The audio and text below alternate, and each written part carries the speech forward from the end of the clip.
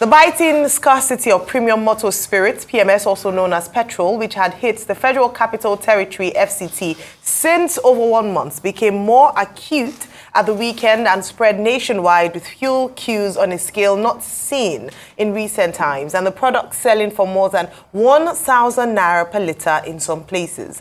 The scarcity led to disruption of commercial and social activities at the weekend in Abuja and the country's commercial capital of Lagos, as well as Kaduna, Kano, Port Harcourt, Niger, Nasarawa, and several other states. Many filling stations shut down their operations due to the severe undersupply of PMS. Although Nigerian National Petroleum Company Limited, NNPCL, had said the shortages were caused by distribution challenges, it did not specify the cause of the current spike, which had lingered in Abuja and environs for over 4 weeks. In several parts of Abuja, a 10-litre container of petrol sold for as high as 12,000 naira on the black market, while private filling station owners sold for between 700 naira and 1,050 naira per litre, depending on location.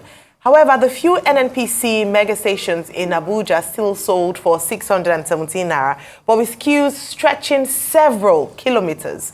In Lagos, the current petrol scarcity assumed an alarming dimension, with most of the major filling stations shut, while a few that opened for business were flooded by long human and vehicular queues that stretched along major roads.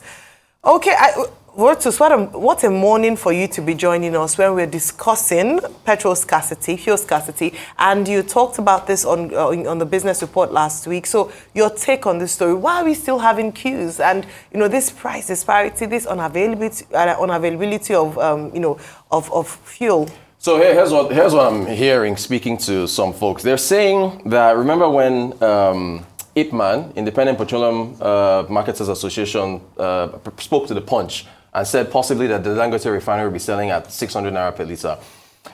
I understand from what we've been hearing is that oil marketers have to hold on to their stock, saying, okay, well, is he going to sell at that price or not?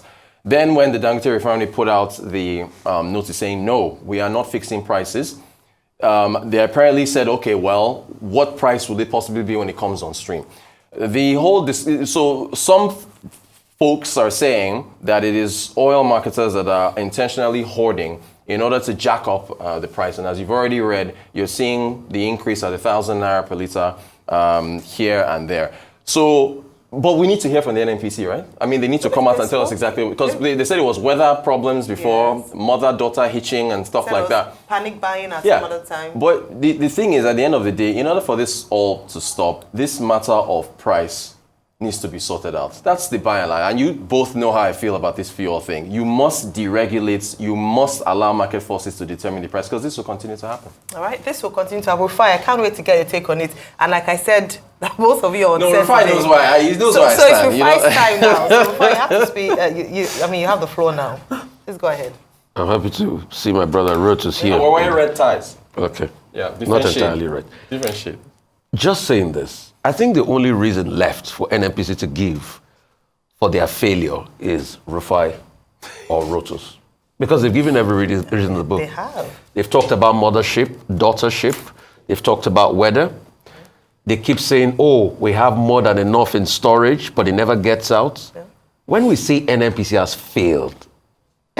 failed because it cannot ensure stability of supply. What do they do next? They say, oh, their refinery is going to be working, shooting out petrol in August. We are fast winding up August. Nothing has been done. In the mix, too, they're also talking about this 6.8 billion they owe. Some of the people that supply them petrol that they import from NNPC have said, no, it's got nothing to do with that. Yeah. So who is telling the truth as regards that? In the middle of all of this, we are still having difficulty to be able to give products to Dangote refinery. Then there's the talk of Taros and some other depots that they've shut down for so many months now because it was said that water came in with petrol and that debacle went on. So there are many reasons. But you see, what are the people feeling? They are buying over 1,000 naira. I bought close to 800 naira over the weekend. A lot of people saw me at the filling station. And that's the sad reality of this country. I understand Rotus's point, where you say, oh, subsidy gone, but you still want NNPC to be the #1 importer that fixed prices. It was not a removal of subsidy in the first place. That's why subsidy isn't gone. Yeah. But even if you're going to fix the prices to the benefit of Nigerians, you're not doing it well because all of your shenanigans and your lack of telling the truth is affecting all of us. So we don't even know what is going on. People can't get the product to buy. And this is supposed to be an oil-producing nation where people are carrying jerry cans everywhere. So why did God give us the oil in the first place?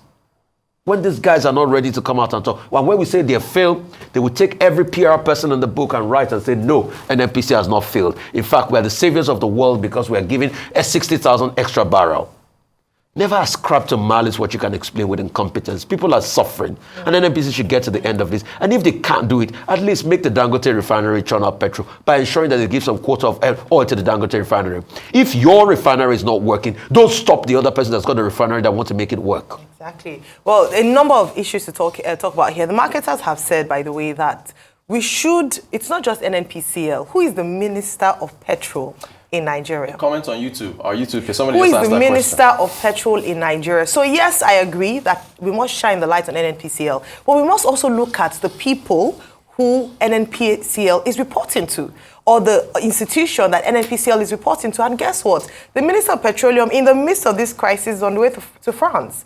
I understand the president's need to have to travel for business, to represent Nigeria in foreign places or in different places, but as a leader, you don't travel, especially when it's your ministry that is suffering at this point in the middle of a crisis. I find that very interesting. And I do believe that no matter how important it is, if your people are suffering, particularly under a ministry that you oversee, then you stay in your office until something happens. And then if we say things like this, it'd be like, oh, you're being critical, but that's the truth. So are we asking for too much? Is it too much to ask that the ministry that's responsible, under which, because a lot of attention is on NNPCL, and so it is. But who gives NNPCL to operate, the powers to operate, or the directives? That's the question that a number of people are asking. So whilst we are looking at just the guys, an easy target, let us talk about the bigger issues. Who was the person who announced on the 29th of May 2023 subsidy gone? It was the president and now the Minister of Petroleum. So let's be honest. So there are a lot of questions, actually, more than answers this morning that we need. One of the things that the fuel subsidy being gone should have addressed, according to the reasons why they gave for why Nigerians had to suffer in the interim, was that we will see an end to things like fuel. Steady supply. So all the queues that we've been seeing for a long time, Nigerians suffering over fuel scarcity, would be gone. We'd heard that. Unfortunately, now that it's said to be gone, the government hasn't still admitted officially that they're still paying subsidy, but Nigerians are suffering. We are paying higher prices for transportation because the report in the This Day newspaper detailed how it had affected, commuters and also businesses. We're celebrating, deceleration in terms of inflation. But what will be the impact of inflation for the next in the next few months as a result of the fact that people have to transport goods and services, and if they are paying higher amounts for fuel that they are not even getting, then imagine the hardship on the people. So for me this morning, it's a lot more questions than answers. People are not telling the truth, and Nigerians deserve to hear the truth. We cannot continue to, 1 week, one excuse, 1 week, one reason, trying to, in what it seems like manufacturing reasons as to why Nigerians keep suffering. This administration has been plagued by incessant fuel queues. There almost doesn't seem to be a month when it has been free from fuel queues. So urgent action, urgent attention needs to be paid to this.